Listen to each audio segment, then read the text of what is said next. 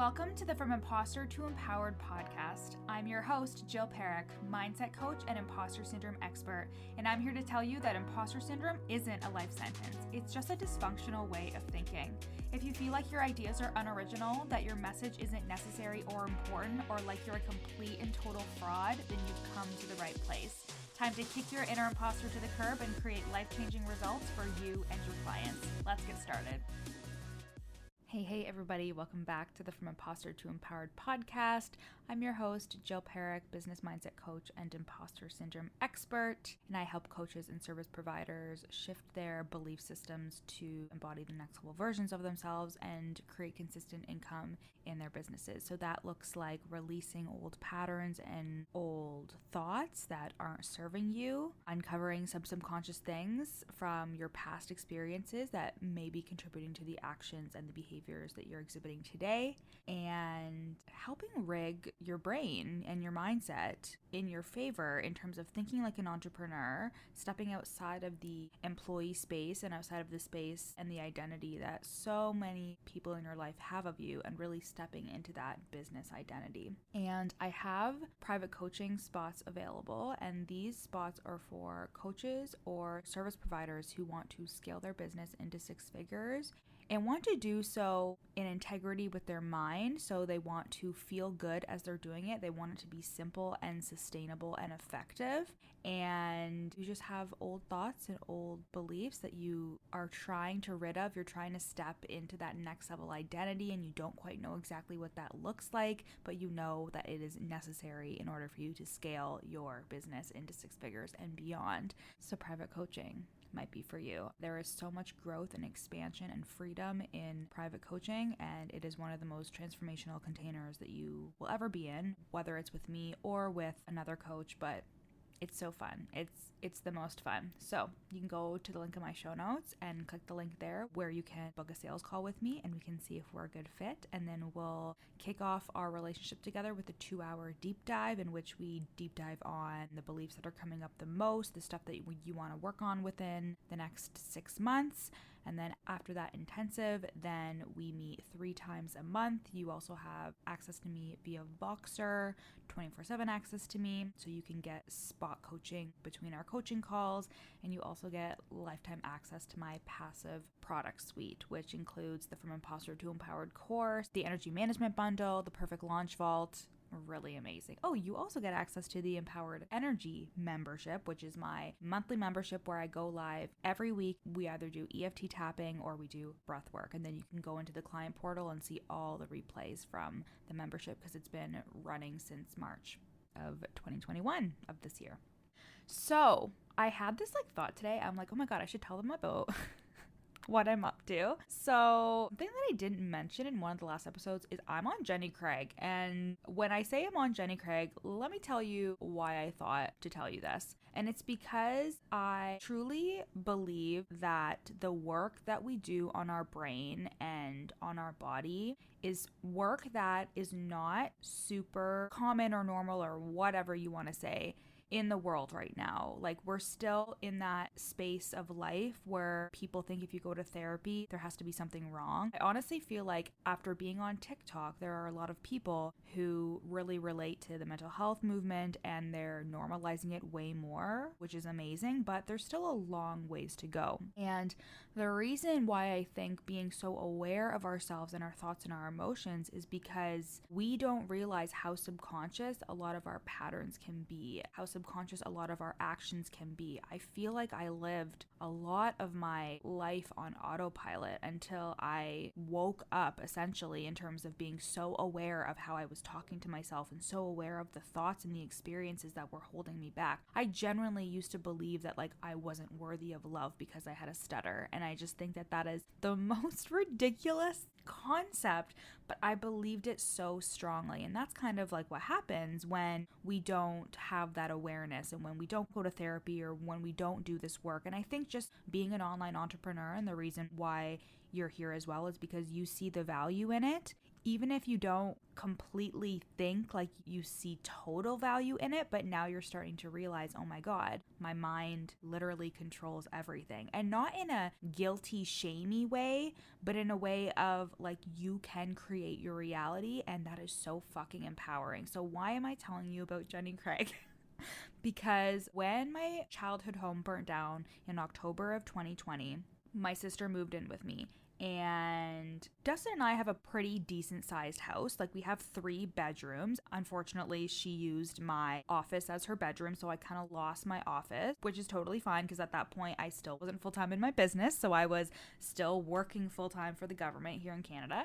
And essentially, I also didn't realize that I had ADHD, which when you're listening to this, I might have a diagnosis. I'm not sure yet, but I am going to get assessed for ADHD, and one of the things there is you are potentially prone to overeating because you're looking for that dopamine. So I've always been like a sweets person. I just love food. Like, I love all kinds of food. I feel like I'm a little bit lactose intolerant.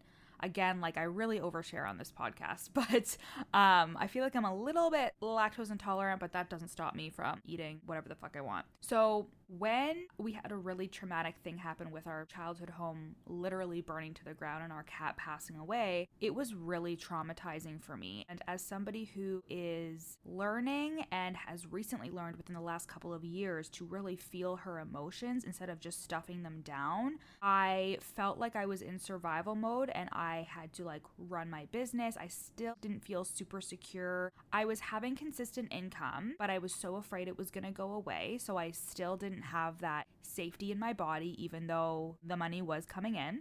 And I was basically numbing my emotions with food. So of course, also with the pandemic and being home all the time and not being super active, like, I definitely gained a little bit of weight. And it's been a journey with just assessing my thoughts and diet culture and what I believe about myself with a couple extra pounds, especially because I look back at pictures of myself even just a couple of years ago, or even when I was like 18 or something, and be like, I used to think I was so fat back then. So it's kind of a trip when you're so aware of your thoughts and your feelings, because I'm like, okay, is this body dysmorphia? What's going on here? But I also know that Skip the Dishes was my BFF during the pandemic. Me and Dustin spent so much money on ordering out. And like, usually I wouldn't share this information because I feel like, I don't know, it like looks like I eat out a lot and spend a lot of money on food or whatever. But I actually did this webinar with Cara Lowenthal. And if you don't know her, she has the podcast Unfuck Your Brain. And I started listening to that back before I even had a business. It was literally like, I think she launched it actually in 2017 or 2018, but she was one of the first life coaches that I ever started to listen to and follow, and her podcast is so good, so you need to go and listen to it. But she had a webinar on body image, and she said that people used to say, and this is where it started, that if you were overweight, you didn't have control of yourself. So the embarrassment that I felt was around like looking like I didn't have control over my eating. And when I had that revelation, I was like, oh my God, like, that is so gross and shameful that I would have that thought pattern, and that like I was bullied or shamed into thinking that. Whether I internalized it from a person, whether I internalized it from society or the media, whatever, it doesn't matter. But that's what I was thinking. So that's why I really wanted to share this with you, is I was so emotional to the point of not even realizing how much it was impacting my overeating until I was like, oh shit, like I've gained like more than a couple pounds, and like I didn't even realize how it happened because I was numbing my emotions. And I just think it's really important to be open on our platforms and be like, there's always a struggle going on behind the scenes. It doesn't have to be life ending or business ending at all, but there's always something that we have going on. And to remember, like, when you look at your favorite coach, your favorite service provider or whatever on Instagram, like, you really are only seeing the surface level. So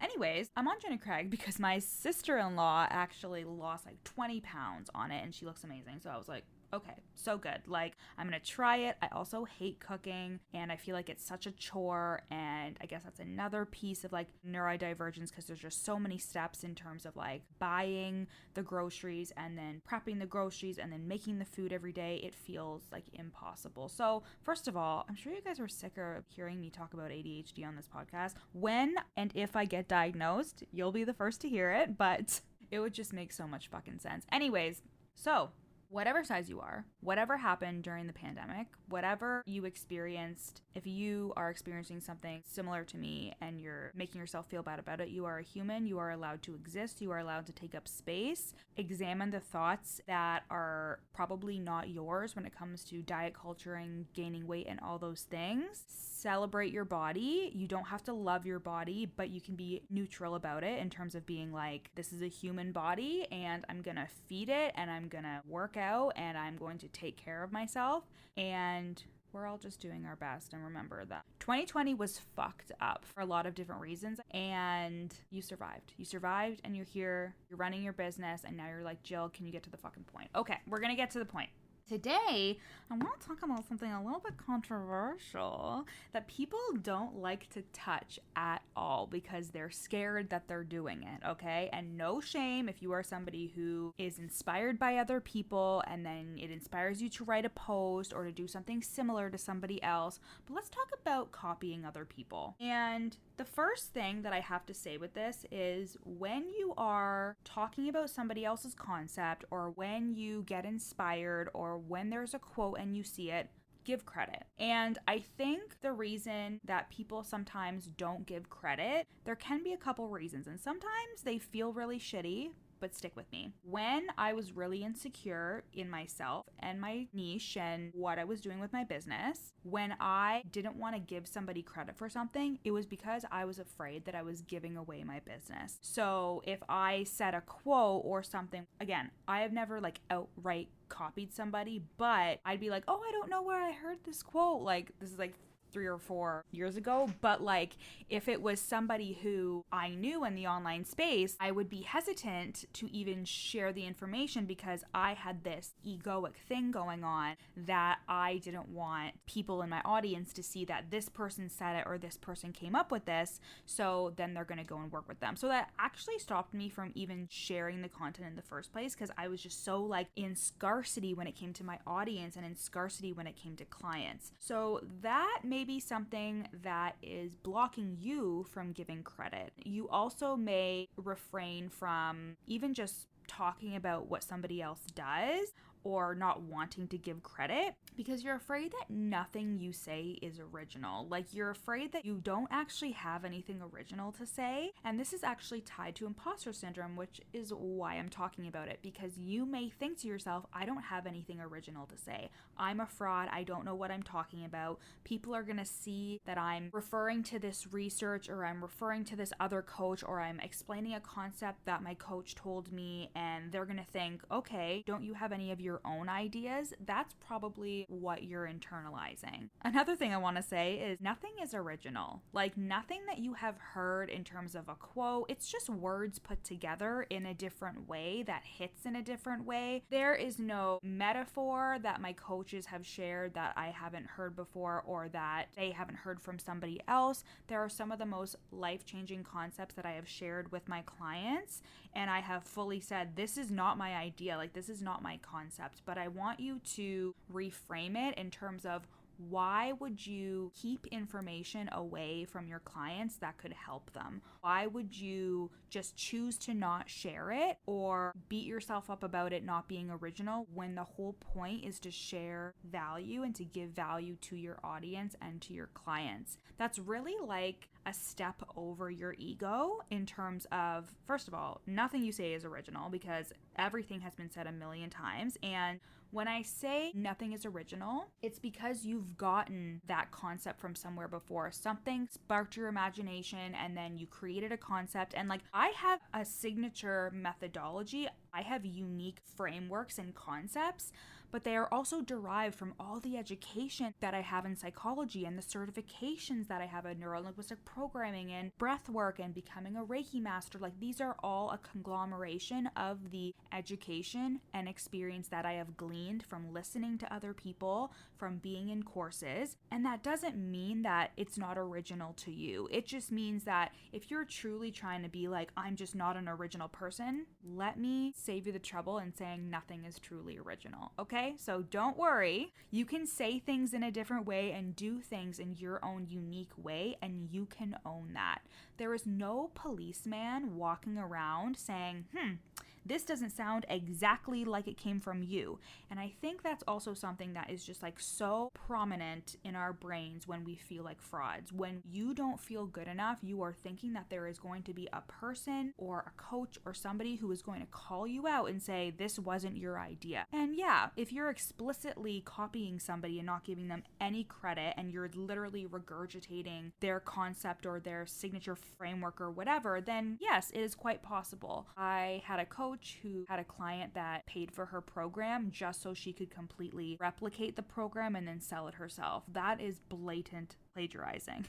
Just like in university, when somebody used to write or copy someone's entire essay or paper or whatever from the internet and then hand it in, that is plagiarism. But if you're listening to this, you're not a plagiarizer and you are not intending to copy people out of malice. You are doing so because you yourself don't feel good enough and you feel like everybody's ideas are better than yours. So, like I said, this is an indicator of imposter syndrome in terms of you don't think that what you have to say is good enough or valid enough or interesting enough. So let's go back to when you were a little girl, or let's go back to even during school or university, high school, whatever, and maybe you had a caregiver or somebody in your life who constantly questioned you. Or maybe you thought that you had to constantly prove what you knew or prove what you thought, or just because you thought it, somebody was like, no, this doesn't count. Like, that's not true. If you have somebody that constantly fucking gaslit you, I have a couple men in my life who constantly did and still constantly do, but if you had that experience, you may have learned to just not trust yourself and not trust that you don't have a good sense of creativity or a brain that can come up with unique things. So you either never nurtured your own inner trust to trust yourself to birth concepts or ideas and then put them out into the world, or you've never learned to nurture your own creativity because you think, what's the point, because I can't come up with anything original or good anyways. So essentially, you might have experiences where you were constantly gaslit and told this isn't true, this isn't right. And let me tell you, the amount of times that I have bought a course or worked with somebody and they had a concept or a framework that I was like, wow, this is actually like not simple in the way of easy, but simple in that they just put words down on the page. They just created this concept and they believed that it was good enough to put out there so people could start to use it and to see if it works. And that's the thing. As a service provider and as a coach, you may be thinking to yourself, this isn't good enough, but that's because you haven't been able to help your clients get the result yet. And that's why you need to have that faith and trust in yourself that what you know and what you think is good enough is worthy, because then you have the guts to put it out there and have your clients try it and have you try it and see if it actually does work. And then if it doesn't, fine tune the details, fine tune the process. There's nothing that has gone wrong here. Every concept or every idea has been born out of research, out of trying something and fucking it up and then trying again and working on it and fixing it.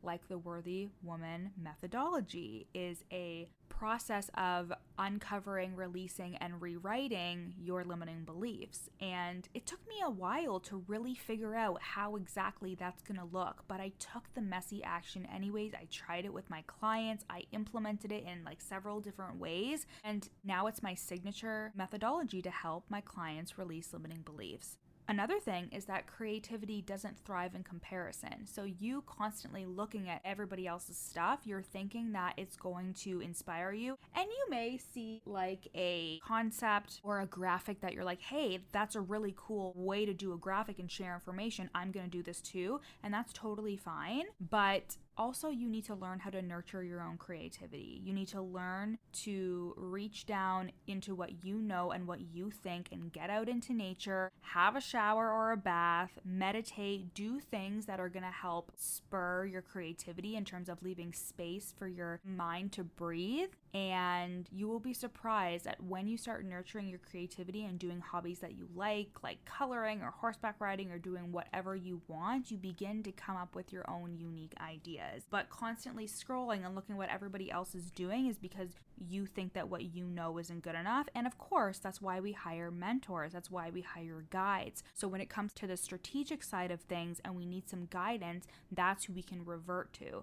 But you are basically looking at what somebody else is doing and just thinking this is the way it should be, instead of nurturing your own creativity, your own spark, because that's what sets you apart in the online space. And again, I want you to examine your thoughts in terms of why you don't think that what you know and what you do is good enough. Just like when I became a mindset coach, there are so many mindset coaches in the online space. There's self-love coaches, there's healing coaches, all of these things. And I would tell myself, like, nobody wants this. There is so much evidence to prove that all these people want this type of coaching. There are so many successful coaches out there who do mindset. But I was telling myself that nobody wants to learn mindset from me. And it was about my thoughts and what I thought about myself and how I did my services.